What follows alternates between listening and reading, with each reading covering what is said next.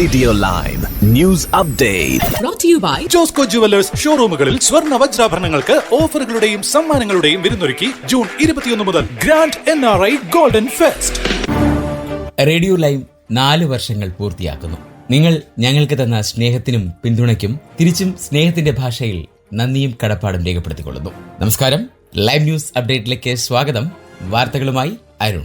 രാജ്യത്തിന്റെ സാമ്പത്തിക പ്രതിസന്ധിയുടെ പേരിൽ ചാൻസലർ റേച്ചൽ റീവ്സ് കൊണ്ടുവന്ന നികുതി കൊള്ള ചെറുകിട ഇടത്തരം ബിസിനസ്സുകളുടെ അന്തകരാവുന്നു. ഇംഗ്ലണ്ടിലും വെയിൽസിലും ജൂലൈയിൽ 2081 കമ്പനികളാണ് അടച്ചുപൂട്ടിയതെന്ന് ഇൻസോൾവൻസി സർവീസിന്റെ ഔദ്യോഗിക കണക്കുകൾ വ്യക്തമാക്കുന്നുണ്ട്.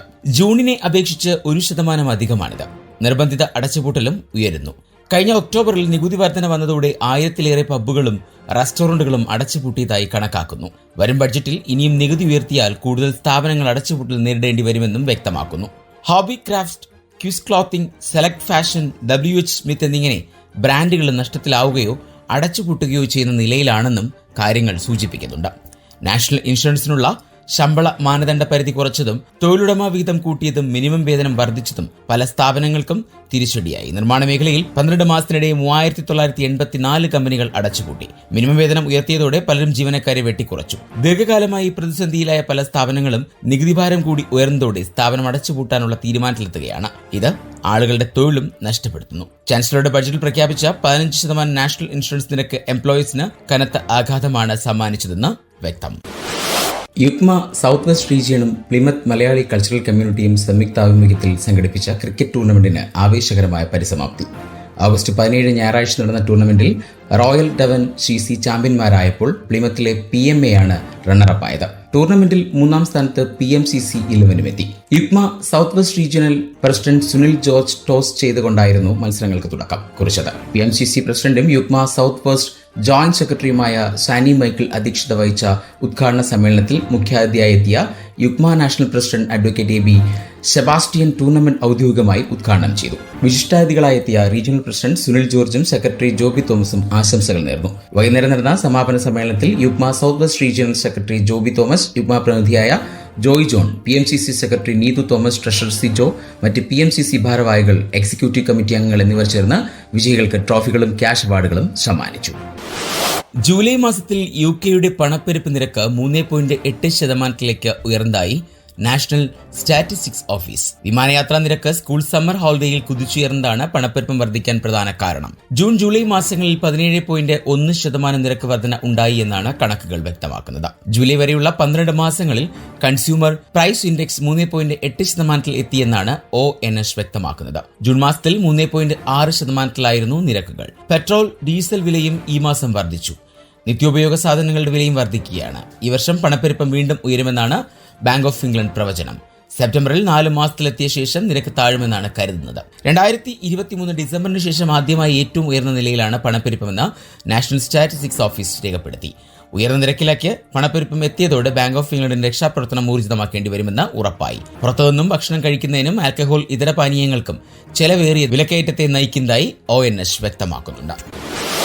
അനധികൃത കുടിയേറ്റത്തിനെതിരെ UKയിൽ കടുത്ത പ്രതിഷേധമാണ് ഉയരുന്നത്. ഇതിന്റെ ഭാഗമായി ഇവരെ പാർപ്പിച്ചിരിക്കുന്ന അഭയാർത്ഥി ഹോട്ടലുകൾക്ക് പുറത്ത് പ്രതിഷേധക്കാരും പോലീസും തമ്മിലുള്ള ഏറ്റുമുട്ടലുകൾ പതിവ് കാഴ്ചയാകുന്നു. എസെക്സിലെ ബെൽ ഹോട്ടൽ ഇത്തരത്തിൽ നിരവധി പ്രതിഷേധങ്ങൾക്കാണ് സാക്ഷ്യം വഹിച്ചത്. അഭയാർത്ഥികളെ ബെൽ ഹോട്ടലിൽ താമസിപ്പിക്കുന്നതിനെതിരെ ഹൈക്കോടതിയിൽ നിന്ന് വിധി സമ്പാദിച്ചിരിക്കുകയാണ് കൌൺസിൽ അധികാരികൾ. ഇതോടെ അനധികൃത കുടിയേറ്റക്കാരെ ഹോട്ടലിൽ നിന്ന് ഒഴിപ്പിക്കേണ്ടതായി വരും. ഷൊമാനി ഹോട്ടൽസ് ലിമിറ്റഡിന്റെ ഉടമസ്ഥതയിലുള്ള എപ്പിംഗിലെ ദി ബെൽ ഹോട്ടലിൽ കുടിയേറ്റക്കാരെ താമസിപ്പിക്കുന്നത് തടയാൻ എപ്പിംഗ് ഫോറസ്റ്റ് ഡിസ്ട്രിക്ട് കൌൺസിലാണ് വിധി സമ്പാദിച്ചത്. കൌൺസിലിന്റെ കേസ് തള്ളിക്കളയാൻ ഹോം സെക്രട്ടറി എവറ്റ് കൂപ്പർ നടത്തിയ 11 മണിക്കൂർ ശ്രമം നിരസിച്ചതിന് ശേഷമാണ് മിസ്റ്റർ ജസ്റ്റിസ് അയർ തന്റെ വിധി പ്രസ്താവിച്ചത്. കഴിഞ്ഞ മാസത്തെ കണക്കനുസരിച്ച് 140 പുരുഷന്മാരാണ് ഇവിടെ താമസിച്ചിരുന്നത്. UKയിലുടനീളം ഇത്തരം അഭയാർത്ഥി ഹോട്ടലുകളിൽ അനധികൃത കുടിയേറ്റക്കാരെ താമസിപ്പിക്കുന്നതിനുള്ള സാധ്യതകൾ ഇല്ലാതാക്കുന്നതിന് ഹൈക്കോടതി വിധി കാരണമാകുമെന്നാണ് നിയമവിദഗ്ധർ ചൂണ്ടിക്കാണിക്കുന്നത്.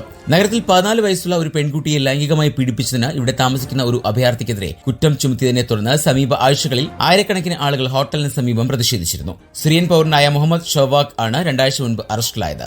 ഹോട്ടലിലെ ഒരു താമസക്കാരനെതിരെ ലൈംഗിക സ്വഭാവമുള്ള കുറ്റം ഉൾപ്പെടെ 1-ലധികം ആക്രമണങ്ങൾക്ക് കേസെടുത്തിട്ടുണ്ടെന്ന റിപ്പോർട്ടുകളിൽ താൻ വളരെയധികം ആശങ്കാകുലനാണ് എന്ന് എപ്പിംഗ് ഫോറസ്റ്റിന്റെ കൺസർവേറ്റീവ് MP-യായ ഡോക്ടർ നീൽ ഹേർഡ്സൺ പറഞ്ഞു. പ്രതിഷേധ പ്രകടനങ്ങളും ഇത്തരം കേസുകളുമാണ് ഹോട്ടലുകളിൽ അഭയാർത്ഥികളെ താമസിപ്പിക്കുന്നതിനെതിരെ കേസിന് പോകാൻ കൌൺസിലിനെ പ്രേരിപ്പിച്ചതെന്നും അദ്ദേഹം വ്യക്തമാക്കി. ഇനി നാട്ടിലെ വാർത്തകൾ. പട്ടികവർഗക്കാർക്ക് 1000 രൂപ വീതം ഓണസമ്മാനം നൽകും. ബുധനാഴ്ച ചേർന്ന മന്ത്രിസഭാ യോഗത്തിലാണ് ഇത് സംബന്ധിച്ച് തീരുമാനമെടുത്തത്. സംസ്ഥാനത്തെ കേന്ദ്ര സംസ്ഥാന സർക്കാർ അർദ്ധ സർക്കാർ സ്ഥാപനങ്ങളിലെ പെൻഷൻകാർ ഒഴികെ 60 വയസ്സിന് മുകളിൽ പ്രായമുള്ള അർഹരായ 52,864 പട്ടികവർഗക്കാർക്ക് ആയിരിക്കും ഇതിന്റെ ആനുകൂല്യം ലഭിക്കുക. ഇതിനുള്ള ചെലവിനായി 5.28 കോടി രൂപ മുഖ്യമന്ത്രിയുടെ ദുരിതാശ്വാസ നിധിയിൽ നിന്ന് അനുവദിക്കും. കേരളത്തിലെ പൊതുമേഖലാ സ്ഥാപനങ്ങളിലെ ജീവനക്കാർക്ക് 2024-25 സാമ്പത്തിക വർഷത്തിൽ ബോണസ് നൽകുന്നത് സംബന്ധിച്ച് മാർഗനിർദ്ദേശങ്ങൾ പുറപ്പെടുവിക്കാനും മന്ത്രിസഭാ യോഗത്തിൽ തീരുമാനമായി. വ്യവസായ, ആസൂത്രണ, സാമ്പത്തിക കാര്യ വകുപ്പുകളുടെ അഭിപ്രായത്തിന്റെ അടിസ്ഥാനത്തിലാണ് ഇത്. ഓണത്തിന് സ്കൂൾ ഉച്ചഭക്ഷണ പദ്ധതിയുടെ ഗുണഭോക്താക്കളായ എല്ലാ വിദ്യാർത്ഥികൾക്കും 4 കിലോഗ്രാം അരി വീതം വിതരണം ചെയ്യുമെന്ന് പൊതുവിദ്യാഭ്യാസവും തൊഴിലും വകുപ്പ് മന്ത്രി അറിയിച്ചു. പ്രീ പ്രൈമറി മുതൽ 8ാം ക്ലാസ് വരെയുള്ള 24,77,337 കുട്ടികൾക്കാണ് ഇതിന്റെ പ്രയോജനം ലഭിക്കുക. അരി സ്കൂളുകളിൽ നേരിട്ട് എത്തിച്ചു നൽകുന്നതിനുള്ള ചുമതല സപ്ലൈകോയ്ക്ക് നൽകിയിട്ടുണ്ട്. ഇതിനായി നിലവിലെ കടത്തുകൂലിക്ക് പുറമെ കിലോഗ്രാമിന് 50 പൈസ അധികം നൽകാനും തീരുമാനിച്ചു. ജില്ലകളിൽ സ്റ്റോക്ക് കുറവുണ്ടെങ്കിൽ സമീപ ജില്ലകളിലെ ഡിപ്പോകളിൽ നിന്ന് അരി എത്തിച്ച് വിതരണം സുഗമമാക്കാൻ സിവിൽ സപ്ലൈസ് കോർപ്പറേഷൻ നിർദ്ദേശം നൽകിയിട്ടുണ്ട്. ഇതിന് വരുന്ന അധിക ചെലവ് നിലവിലെ കടത്തുകൂലി നിരക്കിൽ തന്നെ വഹിക്കാവുന്നതാണ്. KSRTCയുടെ 143 പുതിയ ബസ്സുകൾ ഇന്നു മുതൽ സർവീസിനെത്തുന്നു. ഇന്ന് വൈകിട്ട് തിരുവനന്തപുരത്ത് നടക്കുന്ന ചടങ്ങിൽ മുഖ്യമന്ത്രി പിണറായി വിജയൻ പുതിയ ബസ്സുകളുടെ ഫ്ളാഗ് ഓഫ് കർമ്മം നിർവഹിക്കും. തിരുവനന്തപുരം ആനയറിലെ സ്വിഫ്റ്റ് ആസ്ഥാനത്ത് നടക്കുന്ന ചടങ്ങിൽ വെച്ച് KSRTCയിലെ സമ്പൂർണ്ണ ഡിജിറ്റലൈസേഷൻ ഉദ്ഘാടനവും പിണറായി വിജയൻ നിർവഹിക്കും. KSRTCയുടെ സ്റ്റുഡൻസ് ട്രാവൽ കാർഡ് പ്രകാശനവും വിതരണോദ്ഘാടനവും പൊതുവിദ്യാഭ്യാസ തൊഴിൽ വകുപ്പ് മന്ത്രി വി ശിവൻകുട്ടി നിർവഹിക്കും. വിപുലീകരിച്ച കൊറിയർ മാനേജ്മെന്റ് സംവിധാനവും സുതാര്യം ബാർകോഡ് അധിഷ്ഠിത സംവിധാനവും ഭക്ഷ്യ സിവിൽ സപ്ലൈസ് വകുപ്പ് മന്ത്രി GR അനിൽ ഉദ്ഘാടനം ചെയ്യും. ഇന്നത്തെ ദിവസം കളർഫുൾ ആക്കണമെന്നാവശ്യപ്പെട്ട് ഗതാഗത വകുപ്പ് മന്ത്രി KB ഗണേഷ് കുമാർ രംഗത്തെത്തി. അപ്പോൾ എങ്ങനെയാ ബഹുമാനപ്പെട്ട മുഖ്യമന്ത്രി ഏറ്റവും പുതിയ ബസ്സുകളുടെ ഫ്ളാഗ് ഓഫ് നിർവഹിക്കുന്ന ഇന്നത്തെ ദിവസം അങ്ങ് കളർഫുൾ ആക്കുകയല്ലേ എന്നായിരുന്നു മന്ത്രി ഗണേഷ് കുമാറിന്റെ വാക്കുകൾ. ഇനി സ്പോർട്സ് വാർത്തകൾ. കേരള ക്രിക്കറ്റിന്റെ മുഖച്ഛായ മാറ്റിയ കേരള ക്രിക്കറ്റ് ലീഗ് 2ാം എഡിഷന് ഇന്ന് തുടക്കം. കാര്യവട്ടം ഗ്രീൻഫീൽഡ് സ്റ്റേഡിയത്തിൽ 17 ദിവസം നീണ്ടു നിൽക്കുന്ന ചാമ്പ്യൻഷിപ്പിൽ സഞ്ജു സാംസൺ ഉൾപ്പെടെ 106 താരങ്ങൾ 6 ടീമുകളിലായി അണിനിരക്കും. September 7-നാണ് final. ദിവസവും നടക്കുന്ന 2 കളികളിൽ ഒരെണ്ണം ഫ്ലഡിറ്റിലായിരിക്കും. കാണികൾക്ക് പ്രവേശനം സൗജന്യമാണ്. ആഭ്യന്തര ക്രിക്കറ്റ് താരങ്ങൾക്ക് മികച്ച അവസരവും പ്രതിഫലവും ലഭിക്കുന്ന ചാമ്പ്യൻഷിപ്പിനായി വമ്പൻ നിക്ഷേപമാണ് ഫ്രാഞ്ചൈസികൾ നടത്തിയിരിക്കുന്നത്. താരലേലത്തിലൂടെയാണ് കേരള ക്രിക്കറ്റ് അസോസിയേഷനിൽ രജിസ്റ്റർ ചെയ്ത കളിക്കാരെ ഓരോ ടീമും സ്വന്തമാക്കിയത്. KCL ചാമ്പ്യന്മാർക്ക് 30 ലക്ഷം രൂപയാണ് ലഭിക്കുക. റോളിംഗ് ട്രോഫിയും നൽകും. 2ാം സ്ഥാനക്കാർക്ക് 20 ലക്ഷം രൂപ സമ്മാനമായി നൽകും. വ്യക്തിഗത പുരസ്കാരങ്ങളടക്കം 60 ലക്ഷം രൂപയാണ് ആകെ സമ്മാനത്തുക. മോഹൻലാലാണ് KCL ബ്രാൻഡ് അംബാസിഡർ. ചേസ് സ്റ്റേഡിയത്തിൽ നടന്ന ആവേശകരമായ ലീഗ്സ് കപ്പ് ക്വാർട്ടർ ഫൈനലിൽ ടിഗ്രസ് UANLനെ 2-1 തോൽപ്പിച്ച് ഇന്റർ മയാമി സെമി ഫൈനൽ പ്രവേശിച്ചു. 2 പെനാൽറ്റി ഗോളുകളുമായി ലൂയിസ് സുവാരസാണ് മയാമിയുടെ വിജയശില്പി. മത്സരത്തിന്റെ 23-ാം മിനിറ്റിൽ ലഭിച്ച ആദ്യ പെനാൽറ്റിയിലൂടെ സുവാരസ് മയാമിയെ മുന്നിലെത്തിച്ചു. തുടർന്ന് 67-ാം മിനിറ്റിൽ ടിഗ്രസിനായി ഏഞ്ചൽ കൊറിയ ഒരു ഗോൾ നേടി. ഇതോടെ സ്കോർ സമനിലയിലായി. കളി അവസാനിക്കാൻ മിനിറ്റുകൾ മാത്രം ശേഷിക്കെ 86-ാം മിനിറ്റിൽ ലഭിച്ച പെനാൽറ്റി മയാമിയുടെ വിജയമുറപ്പിച്ചു. സുവാരസ് അനായാസം തന്റെ 2ാമത്തെ ഗോളും നേടി. ലയണൽ മെസ്സി ഇല്ലാതിരുന്നിട്ടും മികച്ച പ്രകടനം കാഴ്ചവെച്ചാണ് മയാമി സെമി ഫൈനൽ ഉറപ്പിച്ചത്.